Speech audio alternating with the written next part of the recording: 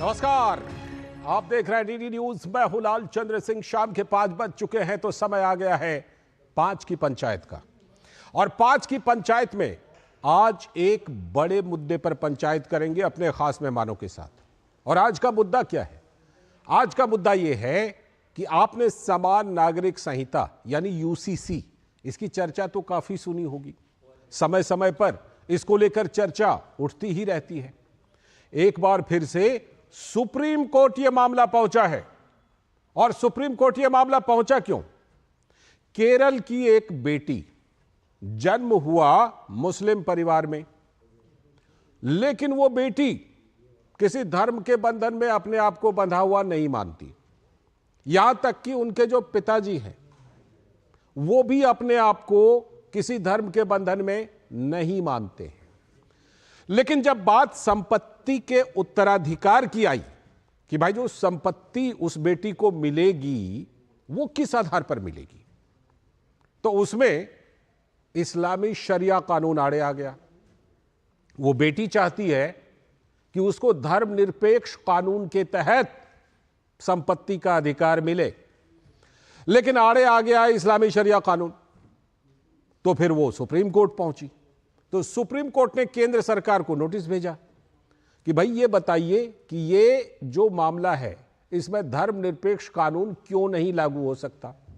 ये तो एक मामले का हम जिक्र कर रहे हैं जो सुप्रीम कोर्ट पहुंचा है हाल में, लेकिन ऐसे कई मामले हैं देश भर में, हजारों मामले हो सकते हैं। तो सवाल यह है कि क्या इसका इलाज कहीं ना कहीं संविधान के अंदर छुपा हुआ है, और वो है यूसीसी का प्रावधान, समान नागरिक संहिता का प्रावधान, जिसका प्रावधान अनुच्छेद 44 में है राज्य के नीति निर्देशक तत्व के तहत। लेकिन फिर भी कुछ लोग इससे उलट बात करते हैं। बात होनी चाहिए नीति निर्देशक तत्व के तहत कि समान नागरिक संहिता कैसे लाएं, और कुछ पार्टियों का घोषणा पत्र, कांग्रेस की बात कर रहा हूं, कांग्रेस के घोषणा पत्र में तो यह है कि मुस्लिम पर्सनल लॉ को मजबूत करेंगे। और ममता बनर्जी का बयान तो आपने सुना ही होगा, किसी भी कीमत पर यूसीसी लागू ना होवे, नहीं होने दूंगी लागू यूसीसी को। लेकिन प्रधानमंत्री नरेंद्र मोदी, केंद्रीय गृह मंत्री अमित शाह, बीजेपी के घोषणा पत्र में तो हमेशा से रहा ही है। प्रधानमंत्री ने हाल ही में एक टीवी को इंटरव्यू में कहा, हम सब कुछ करेंगे यूसीसी को लागू करने के लिए। और गृह मंत्री अमित शाह ने कहा कि यूसीसी लागू होनी ही होनी है, यह मोदी की गारंटी है। तो आज हम इसी पर पंचायत करेंगे कि एक धर्मनिरपेक्ष देश में एक धर्मनिरपेक्ष कानून क्यों नहीं होना चाहिए, क्यों है इससे कुछ पार्टियों को विरोध, क्यों है कुछ नेताओं को विरोध, मकसद क्या है इसके पीछे, क्यों करते हैं विरोध। लेकिन पहले जरा राजनीतिक प्रतिक्रियाओं को सुन लीजिए और उसके बाद फिर आज के खास मेहमान से जुड़कर इस पर पंचायत करेंगे।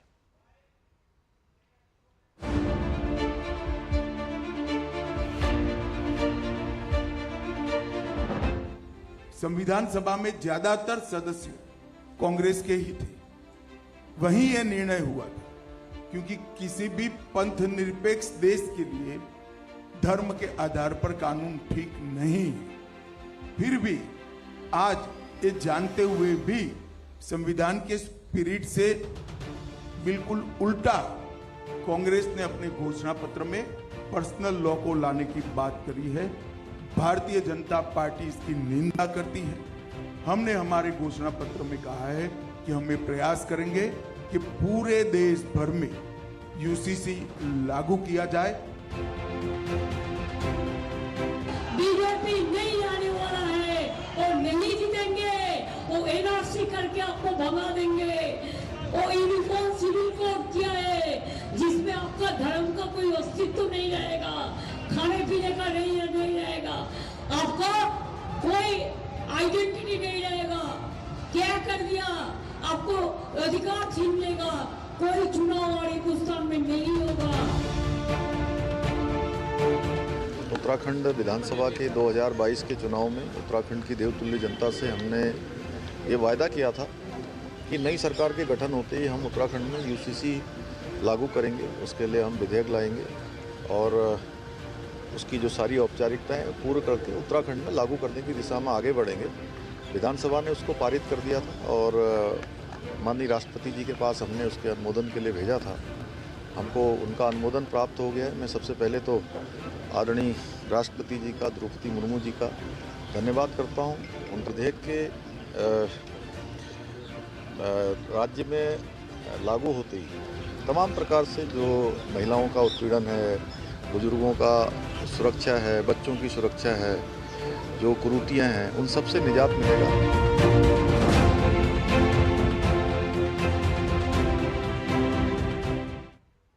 तो ये प्रतिक्रियाएं आपने सुनी। ये प्रतिक्रियाएं तो वो थी जो कैमरे पर दी गई हैं। बाकी तो कुछ बातें मैनिफेस्टो में है, जैसा कि हमने जिक्र किया कि कांग्रेस के घोषणा पत्र में यूसीसी पर तो कोई बात है नहीं। उसके ठीक उलट बात है कि मुस्लिम पर्सनल लॉ को मजबूत करेंगे। ये जो पार्टियों का, कुछ नेताओं का ये जो स्टैंड है, ये कितना महिलाओं के हक को लेकर के, अल्पसंख्यकों के हक को लेकर के या संविधान की बातों से उलट है क्या? और ऐसी बहुत सारी समस्याओं का समाधान क्या यूसीसी में है जिसको हमें जल्दी से जल्दी लागू करना चाहिए? इसी पर आज की पंचायत करेंगे। हमारे साथ जुड़ रही हैं अनुजा कपूर जी, भारतीय जनता पार्टी की प्रवक्ता। बहुत बहुत स्वागत मैम आपका। हमारे साथ ऋषि शंकर मिश्रा जी, राजनीतिक विश्लेषक, कांग्रेस के समर्थन में भी बातें रखते हैं। पता नहीं कहलवाना पसंद करेंगे कि नहीं, सर हिला रहे हैं। ठीक है, राजनीतिक विश्लेषक ही सही।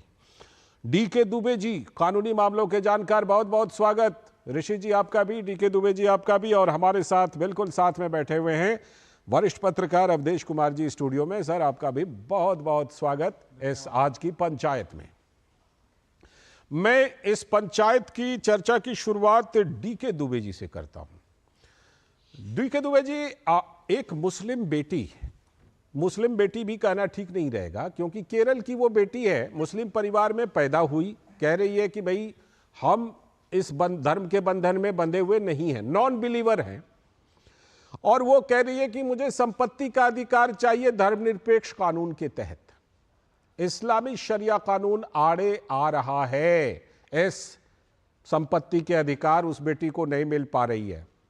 अब सुप्रीम कोर्ट में यह मामला है, केंद्र सरकार से पूछा, अब इसमें आगे क्या हो सकता है? डीके दुबे जी।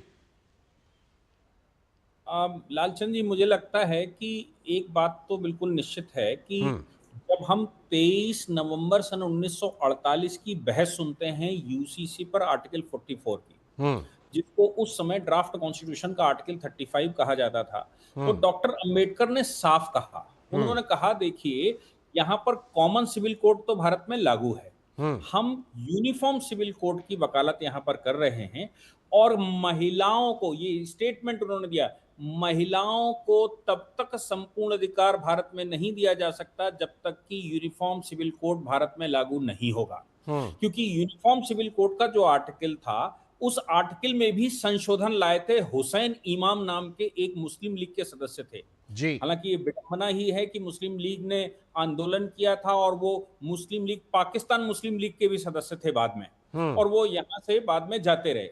उन्होंने कहा कि साहब यूनिफॉर्म सिविल कोड तो ठीक है, लेकिन इसमें पार्टिकुलर कम्युनिटी को बाहर रखना चाहिए, वो एक्सेप्शन रखना चाहिए। डॉक्टर अंबेडकर ने कहा कि हम तुम्हारा सुझाव नहीं मान सकते, ये अमेंडमेंट स्वीकार नहीं किया जा सकता, क्योंकि भारत में हम किसी भी कम्युनिटी के आधार पर कानून में डिस्टिंक्शन नहीं चाहते। वो अलग बात है कि आज की सिचुएशन में जो इस समय की परिस्थिति है, इस परिस्थिति में हम यूनिफॉर्म सिविल कोड लागू नहीं कर पा रहे हैं, लेकिन कॉमन सिविल कोड भारत में लागू है, सीसीसी जिसको कहा जाता था। उन्होंने उसके कई एक इलस्ट्रेशन दिए, और इलस्ट्रेशन में उन्होंने कहा transfer of property act Bharat में पूरा पैन इंडिया लागू होता है, सिविल कोड लागू होता है, सिविल प्रोसीजर कोड लागू होता है, तो सब कुछ लागू होता है, केवल इनहेरिटेंस और मैरिज बाहर है। तो जब यूनिफॉर्म सिविल कोड हम कह रहे हैं, तो इनहेरिटेंस और मैरिज भी इसमें ला रहे हैं, लाएंगे, और परिस्थितियां अनुकूल होते ही हम इसको अंदर ले आएंगे। और मैं जैसे बार-बार कह रहा हूं, उन्होंने कहा कि हम तब तक महिलाओं को इंसाफ नहीं दे सकते जब तक कि हम यूनिफॉर्म सिविल कोड लागू नहीं करते। ठीक है। अब इसी बात को शाहबानो पर ले जाइए। शाहबानो के केस में वाईवी चंद्रचूड़ साहब, जो आज के चीफ जस्टिस हैं, इनके पिताजी, उन्होंने सबसे पहले सवाल उठाया था और उन्होंने कहा भाई जब तक भारत में यूनिफॉर्म सिविल कोड लागू नहीं होगा इस तरह की समस्याएं हम दूर ही नहीं कर सकते।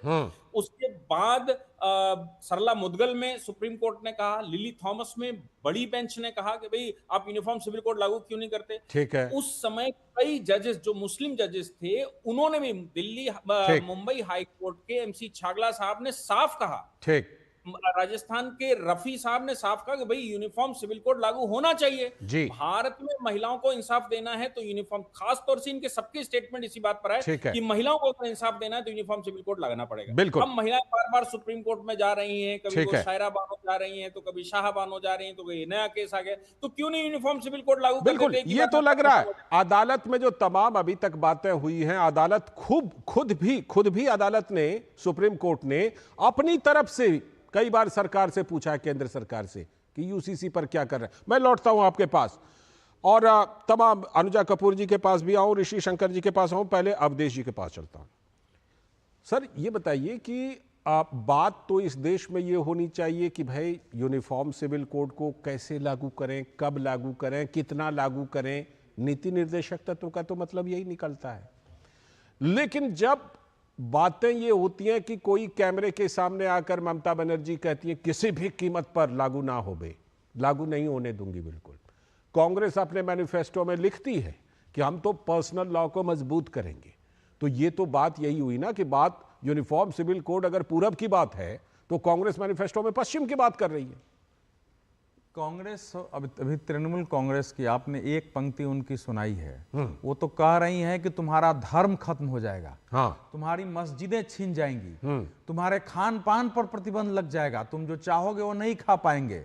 वो ये तो इसमें कॉमन सिविल कोड और बाकी तो अलग बात है। इस ढंग से किसी कम्युनिटी को भड़काना, उसके अंदर वो पढ़े लिखे हैं नहीं पढ़े लिखे, अगर कोई मुख्यमंत्री इस ढंग से सभाओं में खड़ी होकर भड़का रही हैं और लोगों को बता रही है कि हम लागू नहीं होने देंगे, तो कॉमन सिविल कोड का इन लोगों ने उसी प्रकार से दुष्प्रचार किया है अब तक। ये इनका कॉमन सिविल कोड हो नहीं हो वो मायने नहीं रखता है। ठीक है। इनके लिए मायने ये है कि मुस्लिम समाज के अंदर जो अपने शरिया को लेकर या हदीस को लेकर, कुरान शरीफ को लेकर वो पढ़ते हैं नहीं पढ़ते हैं, वो एक गलत वातावरण बनाए रखना, उनको वो अगर ठीक से पढ़ें, वो आगे आए तो फिर इनकी बात नहीं सुनेंगे, तो उनको उस पिछड़ेपन में बनाए रखना, उनके अंदर एक भाव पैदा करना कि तुम्हारा जो मजहब कह रहा है वो ये कह रहा है, यही तुमको मानना चाहिए, तो उसमें इनके अपने वोट का हित होता है कि जब आपको भय पैदा कर देंगे कि देखो तुम्हारा मजहब इतना महान है, तुम्हारा मजहब ये कहता है,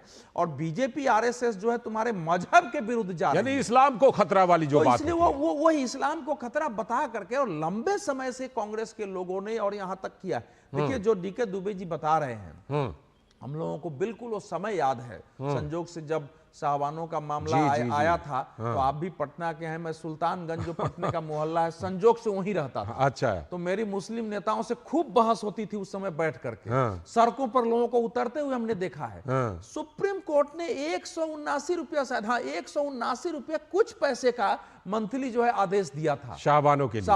उस आदेश से इस्लाम खतरे में आ गया, वो आदेश इस्लाम विरुद्ध हो गया और देश भर में लोग उतरे, पॉलिटिकल पार्टियों ने उसको सपोर्ट किया।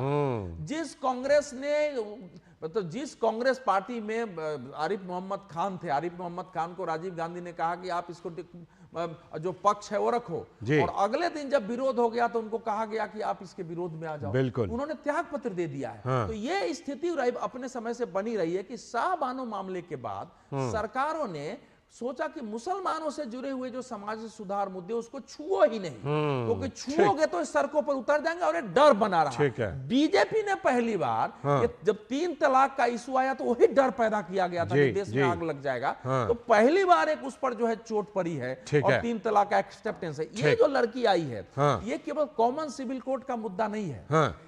ये लड़की, अभी तक ये मान रहे थे कि दुनिया भर में हर धर्म से लोग आप देखेंगे इस्लाम की ओर आ रहे हैं जी। वो कहते हैं कि जो लोग पैदा लिया है सब मुसलमान ही होता है। ये कह रही है कि हम फॉर्मर मुस्लिम हैं, हम नॉन बिलीवर हैं। जिसको एक्स मुस्लिम, हाँ, वही आजकल ना, एक टर्म, हाँ एक टर्म चला एक्स मुस्लिम। बिलीवर है, हमारे पिता भी इसमें बिलीव नहीं करते ठीक हैं। है। तो मुझे छोड़ने की कोई जरूरत ही नहीं है इस्लाम। बिल्कुल। मैं और मेरे ऐसे ही ऊपर एक क्यों चीज- शरिया तो कानून ये लागू बड़ा होते? इशू ये है कि क्या इस्लाम के अंदर ये स्थिति है ठीक। कि उसमें अविश्वास पैदा हो रहा है। अविश्वास करने वाले ठीक। स्वयं को बता रहे हैं, ठीक। इसलिए कि जो इस्लाम के नियम है, सामाजिक नियम, और ठीक है। इसमें इतने कठोर बंधन है, हाँ। जो धर्म के विरुद्ध भी जाते हैं, उसके विरुद्ध विद्रोह करके लोग निकल रहे हैं। हाँ। तो वो केवल उसके बावजूद उनके ऊपर ये जकड़न है। के अधिकार के लिए केवल नहीं ठीक। आई है, ठीक है। वो इस बात का फैसला कराने आई है हाँ। कि शरीयत का कानून के अनुसार जो चीजें होता है वो सही है या नहीं है, जी, इस पर ठीक। डिटेल बहस हो। बिल्कुल। और यही बहस सुप्रीम कोर्ट में उठी है ऋषि शंकर मिश्रा जी। ये बहस जो उठी है, तो सवाल ये है ऋषि जी कि क्यों ये जरूरत पड़ती है कि किसी भी कीमत पर यूसीसी को लागू नहीं होने देंगे? क्यों ये जरूरत पड़ती है कि पर्सनल लॉ को मजबूत करेंगे? क्या हम एक धर्मनिरपेक्ष भारत में नहीं रह रहे हैं? क्या एक धर्मनिरपेक्ष भारत में धर्मनिरपेक्ष कानून, एक समान कानून की जरूरत हमें नहीं है? कौन सी ऐसी बातें हैं जो हमारी कुछ राजनीतिक पार्टियों, कुछ राजनेताओं को इससे बिल्कुल उलट स्टैंड लेने के लिए मजबूर करती है? ऋषि जी, लालचंद जी, आप विद्वान पत्रकार हैं, आप बताइए, आप शायद कांग्रेस के मैनिफेस्टो को पढ़े होंगे जी। तो कांग्रेस के मैनिफेस्टो के किस पेज पे ये लिखा हुआ है कि कांग्रेस यदि सत्ता में आती है तो मुस्लिम पर्सनल लॉ को मजबूत करेगी? आप प्लीज हमारा ज्ञानवर्धन कर दें। कांग्रेस के या अवधेश जी हैं या तमाम विद्वान लोग यहाँ बैठे हैं, कांग्रेस के जो घोषणा पत्र आई है उस पे किस पेज पे ये लिखा हुआ है कि मुस्लिम पर्सनल लॉ को मजबूत करेंगे?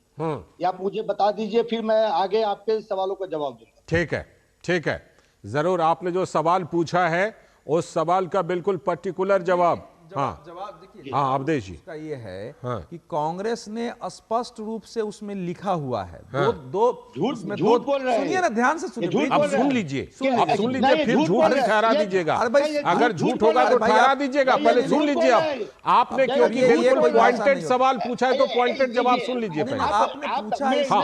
अरे भाई सुनिए ना, आप ध्यान ऋषि से जी, सुनिए। ऋषि जी, पॉइंटेड सवाल का पॉइंटेड जवाब मेरा दीजिए। पॉइंट ऐसे करेंगे तो सुनिए, सुनिए, सुनिए ऋषि जी, नहीं ऐसे करेंगे तो डिबेट नहीं होगा ना भाई। आपने एक सवाल उठाया, मैंने सुनिए, पॉइंटेड सुनिए। सवाल किया है ना, मैंने अरे भाई, पॉइंटेड आपने सवाल एक किया, सवाल कितने उठाया नंबर तो सुन पेज तो पे? लेंगे ना अब भाई। जवाब भी भैया, तो सुनेंगे ना। सवाल जब मेरे उठाए पास तो जवाब मैनिफेस्टो सुनिए। पड़ा हुआ है, हाँ? मेरे पास मैनिफेस्टो है, मेरे पास मैनिफेस्टो है। अध्यक्ष जी से पूछिए कितने नंबर पेज पे ये लिखा हुआ है। ये आप पढ़े होंगे ना, सुनिए, विद्वान सुनिए ना पत्रकार भाई, है। आप वही तो जवाब वो दे रहे हैं, विद्वान सुनेंगे पत्रकार तब ना। आप सुन नहीं आप रहे। बोलिए। अभी जो आप बोलिए। अल्पसंख्यकों वाले मामले हैं, जो अल्पसंख्यक का पृष्ठ है, सुनिए सुनिए, उसमें जी। हाँ, चूंकि वो नहीं, उसमें साफ लिखा हुआ है कि अच्छा। अब सुनिए कि कांग्रेस पार्टी सत्ता में आने पर मुसलमानों के वेशभूषा, खान पान, उनके रहन सहन को पूरा संरक्षण देगी। उसमें यह भी लिखा हुआ है कि पर्सनल लॉ, सुनिए ध्यान से सुनिए, हाँ, लिखा बिल्कुल। हुआ है। हाँ, सुनिए, ध्यान से सुन रहा हूं। अरे पर्सनल लॉ को संरक्षित किया जाएगा। पर्सनल लॉ में क्या है ये बताइए? सुधार क्या है ये बताइए?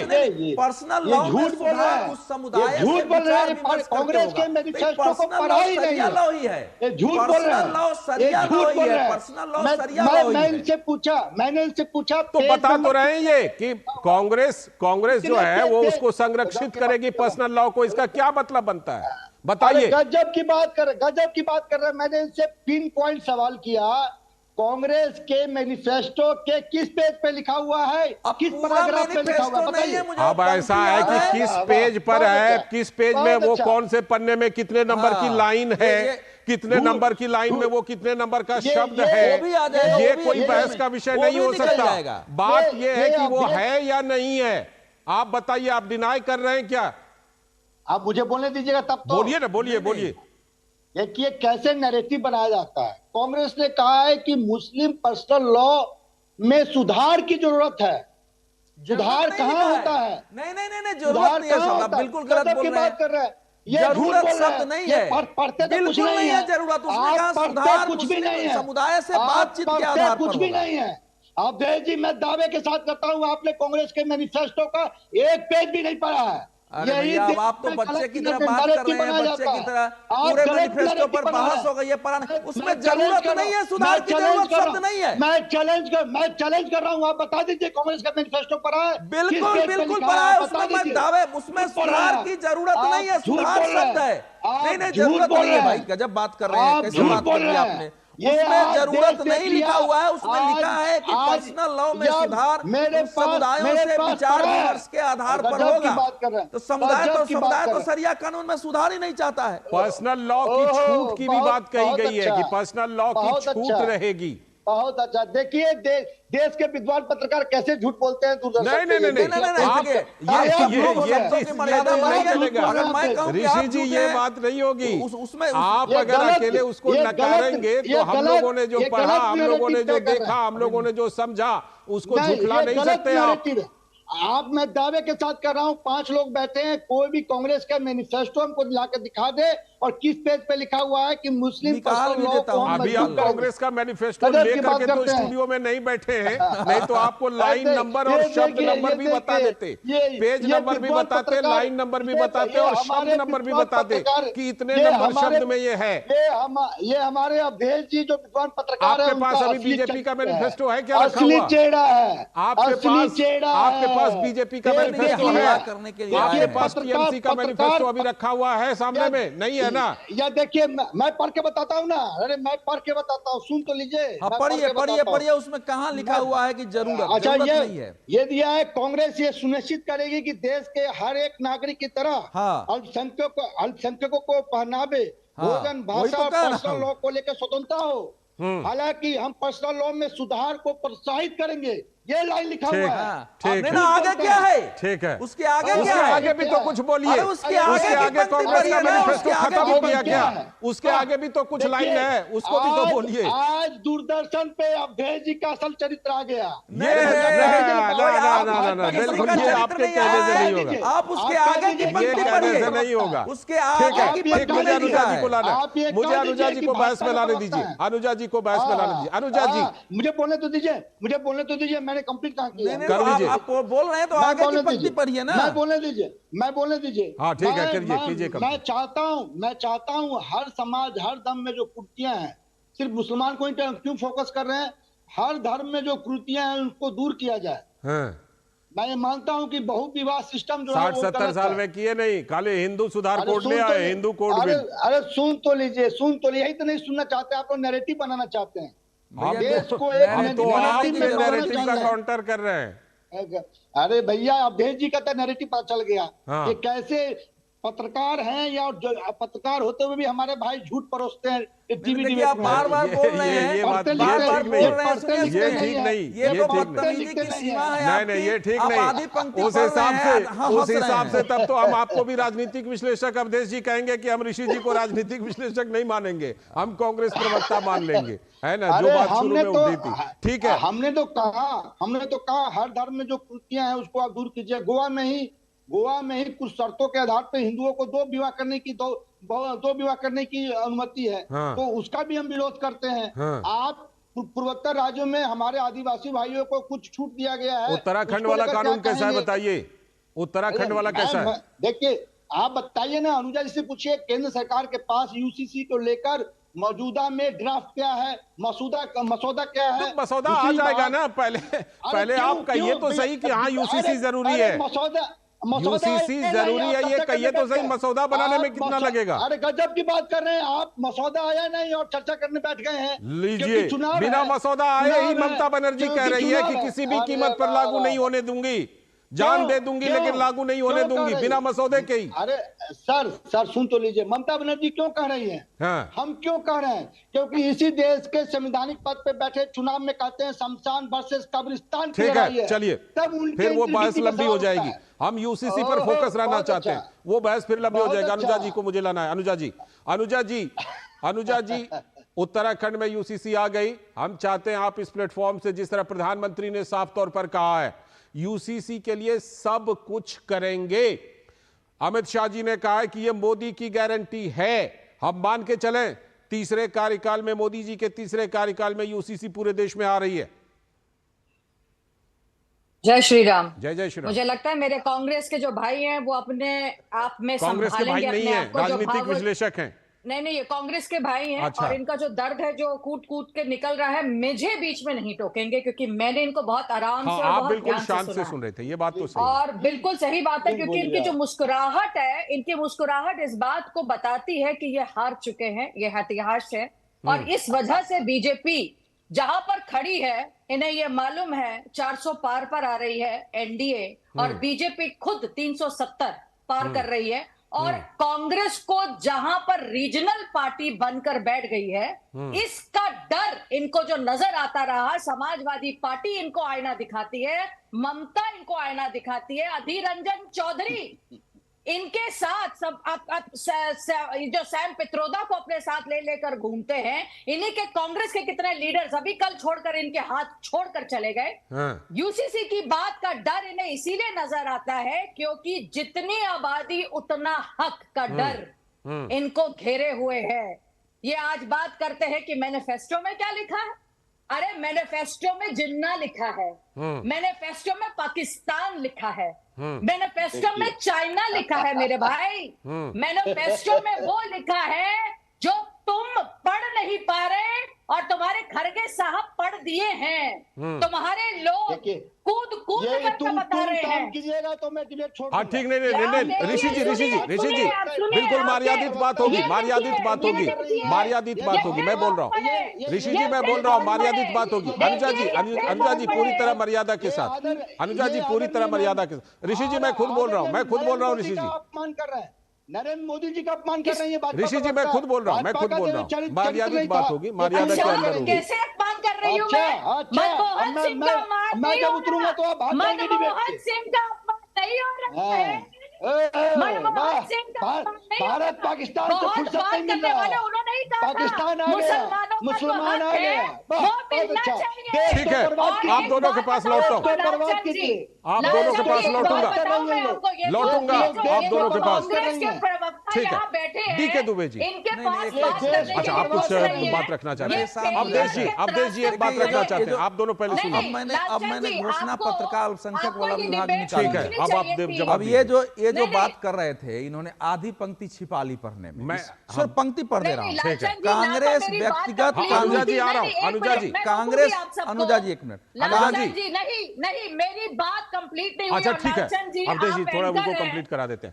अनुजा जी आप कंप्लीट कीजिए, फिर अवधेश जी। आप एंकर हैं, आपने कैसे इजाजत दी? आपने कैसे इजाजत दी कांग्रेस को बोलने के लिए? नहीं, हमने रोका। एक्चुअली आपने उनको तुम कहा तो उस पर उन्होंने आपत्ति की थी। ठीक है, अब आप पूरी कीजिए। क्यों नहीं दिया गया? लालचंद जी को मुझे बोलने का वक्त क्यों नहीं दिया गया? धमका रहे हैं आप। नहीं, कोई किसी को नहीं धमकाएगा, कोई किसी को नहीं धमकाएगा। मर्यादा के साथ बात रखिए। अनुजा जी, आप लालचंद जी को कैसे धमका सकते? लालचंद जी नहीं, कोई किसी को नहीं धमका रहे। आप पत्रकारों को धमकाएंगे, आप पत्रकारों को धमकाएंगे। चलिए ठीक है, अब उनको बात रखने दीजिए, नहीं तो फिर मैं अवधेश जी के पास जाऊंगा। आप हिम्मत कैसे हुई पत्रकारों को धमकाने का? ये हिम्मत कैसे हुई आपको पत्रकारों को धमकाने का? आप एंकर को धमकाएंगे, आप एंकर को धमकाएंगे। हिम्मत कैसे हुई आप पत्रकारों को धमकाने का? चलिए, आप दोनों के पास मैं लौटूंगा। आप पत्रकारों को धमकाएंगे। ठीक है।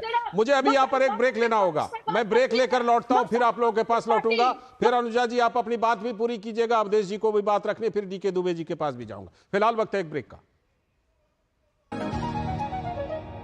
जीरा से प्यास बुझाए, डाइजेशन के लिए मस्त, शरीर में नमक पानी का बैलेंस बनाए।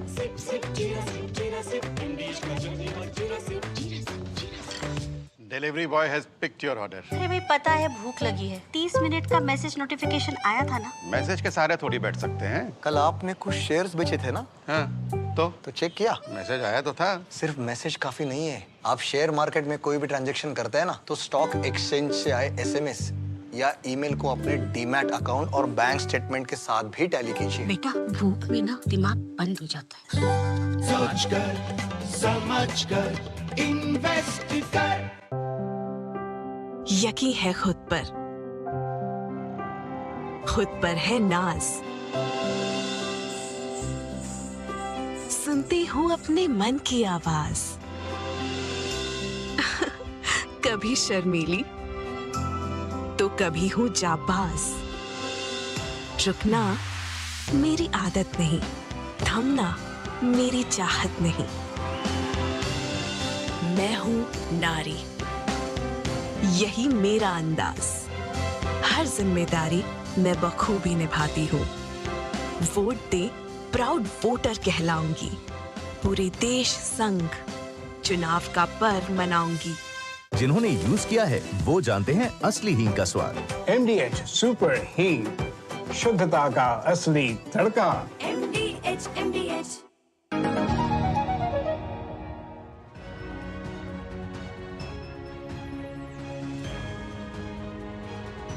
स्वागत है। ब्रेक के बाद आप देख रहे हैं पांच की पंचायत। पांच की पंचायत में ब्रेक पर जाने से पहले माहौल बिल्कुल गर्म हो गया था।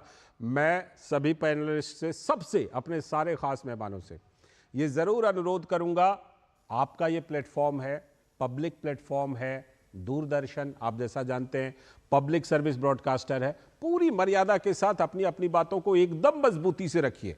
मैं अनुजा जी के पास आऊंगा, उनकी बात को पूरी कराऊंगा, लेकिन पहले अवधेश जी कुछ कहना चाह रहे हैं, उनको मैं ले लेता हूं, जोड़ लेता हूं, फिर अब अनुजा जी से बात पूरी कराऊंगा। देखिए, ऐसा है कि ये है कांग्रेस का घोषणा पत्र। ठीक है। मोबाइल में था, थोड़ा ढूंढने में दिक्कत हो गई, सामने में रख दे रहा हूं। जाहिर सी बात है, कोई लेकर थोड़े बैठे, तो लेके बैठे नहीं थे। पहली बात तो यह है कि ऋषि मिश्रा दूसरे को कहते हैं, 20 बार इन्होंने मेरे को झूठा कहा है। मैं सोचा इसका क्या मैं उत्तर दूं।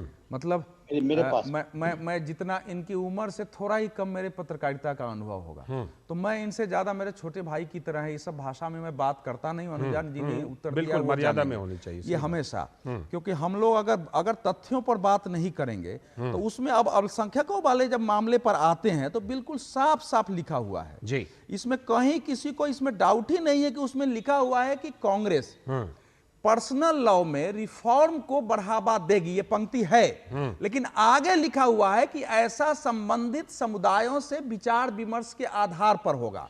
अब संबंधित समुदाय नहीं, संबंधित समुदाय का मत ये होता है कि हम शरिया कानून के बाहर नहीं जाएंगे। पहले भी यही हुआ है, आगे भी यही हुआ है। पर्सनल लॉ लाने का मतलब है कि आप अवधेश जी, ये जो संबंधित समुदाय की सहमति है, ये कह करके 70-80 साल तो टाल दिया इसको। संबंधित समुदाय ने कॉमन सिविल कोड पर जो मुस्लिम पर्सनल लॉ बोर्ड ने जो मत दिया है वो क्लियर कर दिया है कि ये हमारे शरिया के विरुद्ध है, ये संविधान के विरुद्ध है कॉमन सिविल कोड। हम तो कहां से वो सहमति देंगे? जाहिर सी बात कह रहा हूं कि ये जो कांग्रेस पार्टी भी नहीं कह रही है कि हम पर्सनल लॉ चेंज करेंगे। इसमें लिखने का केवल इतना मतलब है कि हम कॉमन सिविल कोड के विरुद्ध हैं, हम पर्सनल लॉ के पक्ष में हैं, इसीलिए इशारा किया गया है। मैं अनुजा जी की बात पहले पूरी कराता हूं, फिर ऋषि जी फिर आपके पास आऊंगा। अनुजा जी को, क्योंकि उनकी बात पूरी नहीं हो पाई थी। अनुजा जी बात पूरी कीजिए। मैं ये कहना चाहती हूँ लालचंद जी कि यहाँ पर डिबेट पर कह देना और ड्रामा करने से कुछ होगा नहीं। आप लोगों ने हिंदुओं के ऊपर जिस तरीके से उत्पीड़ता करी, आपने कहा कि मंदिर वायरस के हिसाब से है, मलेरिया है, आपने कहा लड़कियों को छेड़ने के लिए जाते हो, फिर ये लोग हिंदू का चोला पहनकर ये लोग वहां पहुंच जाते हैं। आप इनसे पूछिए। मैं पूछना चाहती हूँ इन्हीं लोगों से कि मुसलमान के बारे में के ऊपर रोटियां ना सेके, क्योंकि आज सुप्रीम कोर्ट के अंदर एक एक्स मुसलमान ही गया है। और आप मुसलमान के जो ये ट्रिपल तलाक से रिलेटेड एक औरत से जाके पूछे जो ट्रिपल तलाक से जूझ रही थी, उसने उन्होंने मोदी जी को भाई कहा है और वो खुश थी इस बात से कि ट्रिपल तलाक सामने आया। आज यूसीसी का लाने का मतलब ही यही है कि जिस कॉन्स्टिट्यूशनल बेस के ऊपर बात कर रही है, जैसे 370 की धारा आर्टिकल उसके अंदर था, प्रोविजन था, तभी तो सुप्रीम कोर्ट वापस सुप्रीम कोर्ट लॉ थोड़ी बना सकती है, लेजिस्लेटिव बॉडी लॉ बनाएगी। और क्यों नहीं उत्तराखंड की गंगोत्री ने जिस तरीके से वहां से निकलती है, उसी तरीके से यूसीसी गंगोत्री, ठीक है, तो उत्तराखंड की गंगोत्री से जो धारा निकली है उसको पूरे देश में फैलाइए, उस धारा से सिंचित कीजिए पूरे भारत को। सबका विकास, सबके विश्वास के साथ मोदी जी ने कहा है कि ये तो होगा और हम तो आएंगे। ठीक है, यूसीसी ठीक है, और आगे ऐसे कई मुद्दे हैं जो हम कर चुके हैं, मोदी की गारंटी है। ठीक है, ठीक। अब मुझे इस पॉइंट पर मुझे डीके दुबे जी के पास जाना दीजिए, फिर ऋषि जी के पास आता हूं। 2 सेकंड। अच्छा हाँ, ठीक है, बात रख लीजिए, फिर डीके दुबे जी के पास। पहले आप रख लीजिए ऋषि जी। डीके दुबे जी विद्वान आदमी हैं, लालचंद जी विद्वान आदमी। रिफॉर्म्स का क्या अर्थ होता है? मैंने तो शुरू में ही हमारे बड़े भाई जिन्होंने कहा जितना ऋषि का उम्र है उतना हमने पत्रकारिता कर लिया, इनको आधा घंटा उस चीज को खोजने में लग गया। अब देखिए हमारे भाई कितने विद्वान पत्रकार हैं कि डिबेट में आने से पहले जो जिस चीज को लेकर ये कोट कर रहे हैं उनको आधा घंटा नहीं, आपने कांग्रेस का घोषणा पत्र देखने को कहा है। मैं वही बात कह रहा हूँ। आप अपनी सीमाओं को हमेशा सीमाओं को लांघते हैं ऋषि मिश्रा। आप थोड़ी तमीज रखिए। आप बातों को अगर रखेंगे तो बीच में टोका टोकी नहीं होगी ना। सीखिए, हर आदमी को अपनी औकात और तमीज में रहना चाहिए। लगातार आप बोले नहीं, ये कोई तरीका है? लगातार ये बोले जा रहे हैं। ठीक है, ठीक है। क्या तरीका है ये? टीका टिप्पणी नहीं कीजिए, अपनी बात रखिए। टिप्पणी कर रहे हैं, इनको अपनी तमीज होनी चाहिए। ठीक है, बात कर रहे हैं, टीका टिप्पणी नहीं, अपनी अपनी बात रखिए, अपनी बात रखिए। ठीक है पंक्ति हमको याद है, ऋषि जी, हम लोग डिबेट कर चुके हैं, ऋषि जी 500 बार बोल चुके हैं। ठीक है। और आपको सुनिए, यहाँ मैं इसका जवाब दिया जा चुका है। कोई घोषणा पत्र लेकर के हम किसी पार्टी का नहीं बैठे हैं यहाँ। किसी की सर्टिफिकट अगर हमारे सामने में भी कांग्रेस का घोषणा पत्र नहीं है तो बीजेपी का भी नहीं है। अपनी तमीज की सीमाओं में रहना चाहिए। ठीक है, चलिए ठीक है। पर्सनल टिप्पणियों का उत्तर नहीं दिया जाता। ठीक है। पर्सनल टिप्पणी नहीं, मुद्दे पर, सिर्फ मुद्दे पर टिप्पणी हो, सिर्फ मुद्दे पर टिप्पणी हो। कांग्रेस का घोषणा पत्र बताएंगे। नहीं, घोषणा पत्र ये बात ही अपने आप में अनुचित है कि क्या हम घोषणा पत्र लेकर बैठे हैं। हम किसी पार्टी का घोषणा पत्र लेके नहीं बैठे हैं। हम आपको बता दें कि अगर कांग्रेस का घोषणा पत्र लेके यहाँ स्टूडियो में नहीं बैठे हैं तो बीजेपी का भी लेके नहीं बैठे हैं, किसी का नहीं, टीएमसी का भी लेके नहीं बैठे। मुझे डीके दुबे जी के पास अब जाने दीजिए। डीके दुबे जी, मुझे कंप्लीट तो करने दीजिए। ये दोनों बोलने लगे, नहीं, आप फिर वही बात, देखिए फिर वही बात। मैं चाहता करेंगे तो आप क्या बात करेंगे? मैं तथ्यात्मक बात करना चाहता हूँ। तथ्यात्मक बातचीत के लिए मुझे जरा डीके दुबे जी के पास जाने दीजिए। आपको मौका दिया, ठीक है। बिना टीका टिप्पणी के बात रख दीजिए, मुद्दे पर बात रखिए। ऋषि जी मुद्दे पर बात रखना चाहते हैं, मुद्दे पर बात रखना चाहते हैं, रखिए। आप भाजपा प्रवक्ता और अध्यक्ष जी दोनों से एक ही काम करवा रहे हैं। अध्यक्ष जी भाजपा को डिफेंड कर रहे हैं। ये बदतमीजी नहीं, ये बदतमीजी है। ये लगातार टीका टिप्पणी, देखिए जब कभी भी पर्सनल टीका टिप्पणी करेंगे तो आदमी जवाब देने के लिए आएगा, फिर वो पूरा केओस बन जाता है। फिर आप कहेंगे मुझे बोलने नहीं दिया, मैं 2 सेकंड बोलना चाहता हूँ। आपको बोलने के लिए ही तो बार बार समय दे रहा हूँ। आप मुद्दे पर बोलिए, मैं डीके दुबे जी के पास भी जाऊंगा।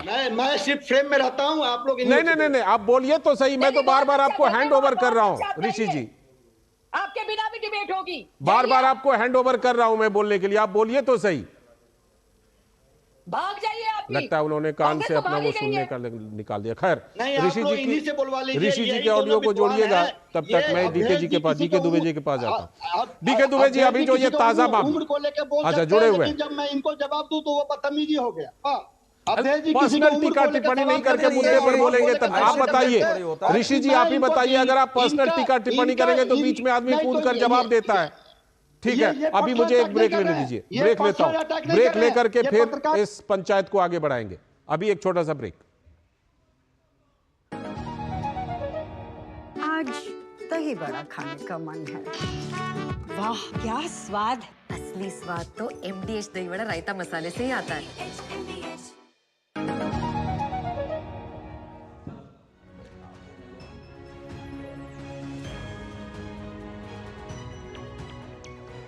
स्वागत है आपका 5 की पंचायत में। तो आज हम चर्चा कर रहे हैं कि बहुत सारी समस्याओं का समाधान यूनिफॉर्म सिविल कोड है। सुप्रीम कोर्ट भी इस पर बार बार कह रहा है। तो मामला कहां अटका है, किसको दिक्कत है, क्या दिक्कत है, कानूनी पहलू समझने के लिए डीके दुबे जी के पास मैं चलता हूं। डीके दुबे जी, ये जो अभी ताजा मामला जो आया केरल की बेटी का सुप्रीम कोर्ट में, इसके पहले भी बहुत मामले आ चुके हैं। आपने शाहबानो मामले का भी जिक्र किया। ये हम सब जानते हैं कि बहुत सारी ऐसी समस्या, ये तो कुछ मामले सामने आए, ऐसे हजारों लाखों बातें होंगी, हजारों लाखों मामले होंगे, उनका समाधान है यूसीसी में। कुछ राज्यों ने इसी तर्ज पर, मान लीजिए गोवा ने कंटिन्यू किया था जब वो फ्रांस के अधीन से होकर के निकला था, तो उसके बाद जब भारत में शामिल हुआ तो एक फॉर्म उसने यूनिफॉर्म सिविल कोड का कंटिन्यू किया था। और उत्तराखंड ने तो अब एक नजीर बना ही दी है। मामला यहीं पर है कि कहां पर यह पेंच फंसा हुआ है डीके दुबे जी, जिसकी वजह से कि इस धर्मनिरपेक्ष भारत में यूसीसी जैसा धर्मनिरपेक्ष कानून, बाबा साहब अंबेडकर के संविधान सम्मत कानून जिसका बार बार लोग हवाला देते हैं, उसको हम लागू नहीं कर पा रहे हैं। डीके दुबे जी, देखिए लालचंद जी, सबसे बड़ी समस्या जो है वो है इंटेंशन की, कि किसी भी पॉलिटिकल पार्टी का इंटेंशन क्या है। सबसे पहले यूसीसी के एक इतिहास पर अगर 2 मिनट नजर डालेंगे तो समझ में आ जाएगा। भारत में इंडियन सक्सेशन एक्ट और इंडियन मैरिज एक्ट था 1937 तक, जिसको बाद में स्पेशल मैरिज एक्ट और सक्सेशन एक्ट कहा गया। जी 1937 में पहली बार भारत में शरिया लागू हुआ और शरिया में 5 या 6 सेक्शन हैं। उन सेक्शंस में एक सेक्शन है कि भारत में शरिया लागू की जाती है, बस इतना सा, मुसलमान शरिया से कवर करेगा। अब केवल मुसलमान शरिया से कवर करेगा तो भारत में उस समय भी विरोध होना शुरू हुआ था कि भाई ये क्या है। तो 1941 में बीएन राव का एक कमीशन बनाया था अंग्रेजों ने, और उन्होंने ये कहा कि हिंदुओं के लिए भी अगर बिल बन जाए, हिंदुओं के लिए भी कानून बन जाए, तो हिंदू और मुसलमान के अगर अलग अलग कानून हो जाएंगे तो निश्चित रूप से कभी यूनिफिकेशन नहीं हो पाएगा और ये आपस में लड़ते रहेंगे। जैसे जैसे देश में यूनिफिकेशन होता जाएगा तो उनके आपस के मजहबी झगड़े खत्म होते चले जाएंगे। तो 1941 में बीएन राव की कमेटी ने काम करना शुरू किया और उसने रिपोर्ट दे दी थी जब कॉन्स्टिट्यूशन बन रहा था जी। लेकिन उस समय लागू इसलिए नहीं हो पाया क्योंकि बाबू राजेंद्र प्रसाद ने विरोध कर दिया था और बहुत सारे लोगों ने विरोध कर दिया। उन्होंने कहा कहां हम एक तरफ यूनिफॉर्म सिविल कोड की तरफ जा रहे हैं और कहां आप हिंदू और मुसलमानों के अलग अलग कानून लेकर आ रहे हैं। हिंदू कोड बिल नहीं आ पाया आफ्टर ऑल। डॉक्टर अंबेडकर ने कहा कि भाई या तो यूनिफॉर्म सिविल कोड लागू करो या फिर कम से कम हिंदू कोड बिल बना लो। इसी मुद्दे पर उन्होंने इस्तीफा भी दे दिया था, मंत्रिमंडल से बाहर आ गए थे। हाँ, अब उसको ऐसे समझना चाहिए कि उन्होंने कहा कि पहले या तो आप यूनिफॉर्म सिविल कोड लागू कर दो जैसा हम कॉन्स्टिट्यूशन में प्रोवाइड किया है, और नहीं तो हिंदुओं के लिए अलग कानून बनाना, तो तब तक जब तक आप यूनिफॉर्म सिविल कोड लागू नहीं कर सकते। तो हुआ क्या कि इन लोगों के रहते हुए ये कॉन्स्टिट्यूशन बन रहा था, उसके बाद तक केंद्र की सरकार यूनिफॉर्म सिविल कोड नहीं ला पाई। 1956, 57 में, 55, 56 में क्या किया कि इन्होंने हिंदू कोड बिल भी अलग कर दिया, यानी कि अब खत्म करना था शरिया, खत्म करने के बजाय हिंदुओं को भी कोड बिल दे दिया। उस समय भी हिंदुओं ने विरोध किया था और ये कहा था कि यूनिफॉर्म सिविल कोड लागू क्यों नहीं करते, तो इन्होंने यूनिफॉर्म सिविल कोड लागू करने के बजाय हिंदू कोड बिल दे दिया। अब वो चलता रहा। तो सवाल यहां पर यह पैदा हुआ कि इंटेंशन जब आर्टिकल 44 बना हुआ रखा था तो उसके बाद भी हिंदू कोड बिल लाने की जरूरत क्या पड़ गई थी? यही तो बड़ा सवाल है कि शुरू से इस तरह की गलतियां हुई हैं। गलतियां नहीं करी, जानबूझकर ये हुआ, जानबूझकर, बिल्कुल, क्योंकि शरिया खत्म करना था। हिंदुस्तान में ऑलरेडी इंडियन सक्सेशन एक्ट और इंडियन मैरिज एक्ट था। 1925 में ऐसे कानून बनाकर अंग्रेजों ने रख दिए थे जिससे ये सक्सेशन लागू होगा। इसीलिए डॉक्टर अंबेडकर वहां कह रहे हैं कि कॉमन सिविल कोड तो भारत में लागू है, क्योंकि सीपीसी वही चलती है। आप सिविल कोड में जाएंगे तो एक ही प्रोसीजर है सबका।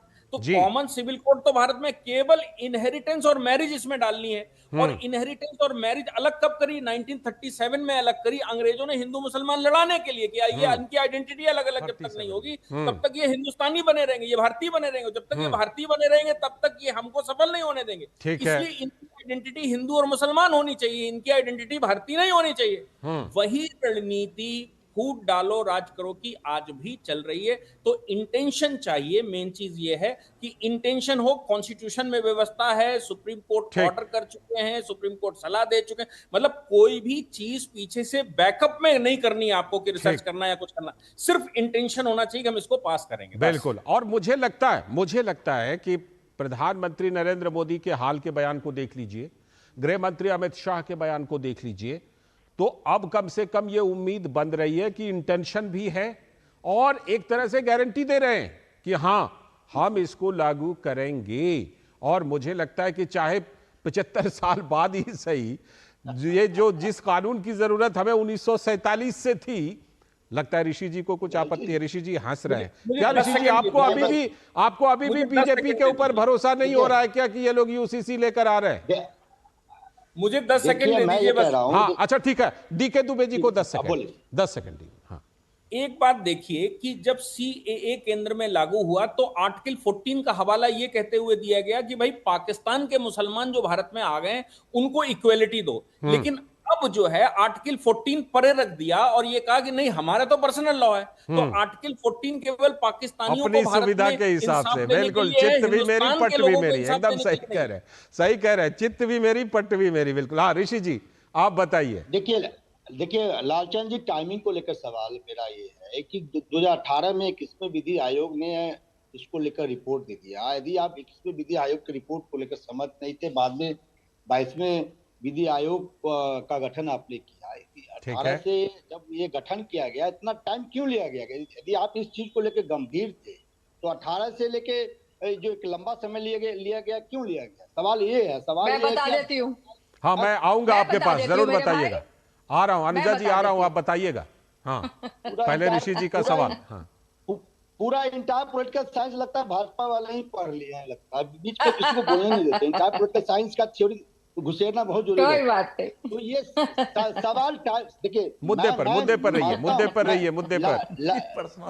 वही मैं कह रहा हूँ, मुद्दे पर रहिए, नहीं तो फिर से डिरेल हो जाएगा। पटरी से फिर जो है पंचायत उतर जाएगी। अच्छा, अब लालचंद जी ईमानदारी से बोलिए, मैं बोल रहा हूँ बीच में तो ये बोल रहे हैं। ठीक है, नहीं बोलेंगी, वो अपने टाइम पर बोलेंगी, आप मुद्दे पर बोलिए। आप इनको तो टोक नहीं रही है, ये तो आपको धमका रही थी। नहीं, मैं बिल्कुल टोक रहा हूँ, मैंने उनको कहा ना कि मैं आपके पास आऊंगा तो रखिएगा बात। इनको सत्ता का इतना नशा है कि भाई एंकरों को धमका। फिर मुद्दे से हम लोग भटक गए, हम लोग मुद्दे से उतर गए पटरी से। देखिए सवाल ये लालचंद जी, उतर रहे हम लोग पटरी पर से, फिर गाड़ी डिरेल हो जाती है। लेकिन आप ये लगातार हंस रही हैं। कोई बात नहीं। मेरा ये मानना है कि समाज में ऐसे कृतियां आज भी विभिन्न धर्मों में है, लेकिन आज डिबेट का 45-46 मिनट बीत गया है। हम सिर्फ एक ही धर्म पे क्यों कंसंट्रेट हैं और एक धर्म को कोई और इसका विरोध करने आता भी तो नहीं है, ये भी तो बात है। सुन तो लीजिए।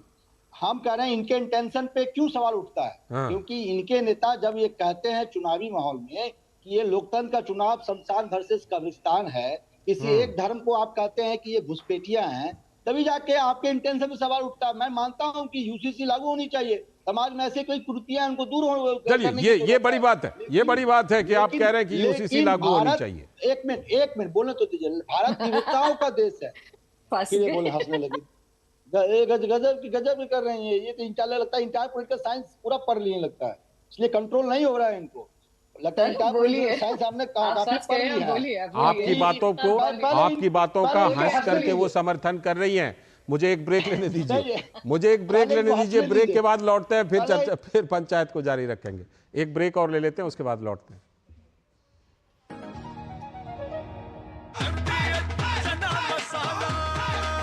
अब छोलिया हो या लोबिया, सफेद चने या काले चने, सब कुछ मजेदार बने।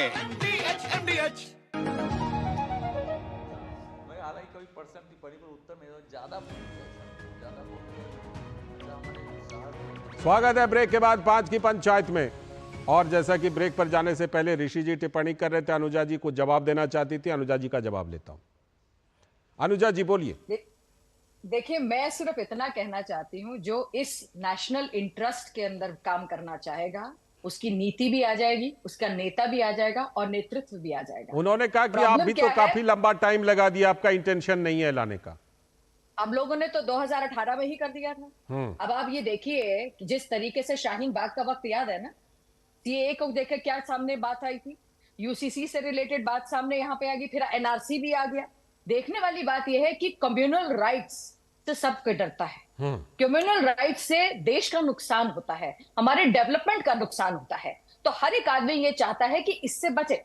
पर आप ये देखिए कि क्या कांग्रेस इसी मुद्दे को लेकर आज जिस बारे में बात कर रही है, क्या कोटा रिजर्वेशन के ऊपर बात नहीं करी? क्या इन्होंने अपनी हंसी वेल्थ डिस्ट्रीब्यूशन से रिलेटेड में अपनी हंसी नहीं उड़वा रहे ये लोग? आज जिन चीजों को पर लेकर आ रहे हैं, क्या आज यूसीसी पर रहते अपने आप को खुद क्या ये कह पा रहे हैं कि सबका साथ सबके विकास के साथ ये लोग खड़े? क्या यूसीसी क्या सबके हक में नहीं है? क्या ये 4 शादियां करना चाहते हैं? बिल्कुल, क्या ये पॉपुलेशन के हक के अंदर नहीं ये है? मेन मुद्दे क्या ये शरिया लॉ के अंदर पूरे छोटी सी टिप्पणी कीजिए, फिर अवधेश जी के पास मुझे जाना है। छोटी सी टिप्पणी। एक लाइटर मूड पे एक सवाल कर रहा हूं अनुजा जी से। कम से कम भाजपा में तो यूनिफॉर्मिटी ले आइए, भागीदारी को लेकर मुसलमानों को टिकट तो दे दिया कीजिए। लोग भागकर ठीक है, चलिए मैं अवधेश जी के पास पार्टी में यूनिफॉर्मिटी तो ले आइए कम से कम। 2 मिनट अब रुकिएगा, आप लोग रुकिएगा, अवधेश जी के पास में चलता हूँ। अनुजा जी, ऋषि जी रुकिएगा। अवधेश जी, हमने ये देखा कि देखिए लोकतांत्रिक देश है, बहस होना चाहिए, चर्चा होनी चाहिए। ऐसे ही धारा 370 पर लंबे समय तक चर्चा हुई, सीएए है, ऐसे तमाम कानून। एक लोकतांत्रिक देश की ये कामयाबी ही कही जाएगी कि धारा 370 हो, सीएए हो, तमाम ऐसे कानून हैं, आखिरकार तमाम तरह के वाद विवाद के बाद भी हम उसको करते हैं। यूसीसी, जिससे कि बेटियों को बराबरी का अधिकार मिलेगा, जिससे सही मायने में धर्मनिरपेक्षता आएगी। हम यही उम्मीद एक लोकतांत्रिक भारत में करें, एक धर्मनिरपेक्ष भारत में करें। अवधेश जी, नहीं, लोकतांत्रिक व्यवस्था में तो स्वयं लोकतंत्र के अनुरूप जो है विधान बनने चाहिए थे। तो यहाँ तो लोकतंत्र के विरुद्ध वातावरण बना है कि 1937 में आपने उसको पूरा चेंज कर दिया है। जो कानून चल रहा है, इस लड़की ने, देखिए अभी जो साफिया आई है, ये सुप्रीम कोर्ट में अब मामला आ गया है, एक युगांतकारी इसमें फैसला आएगा।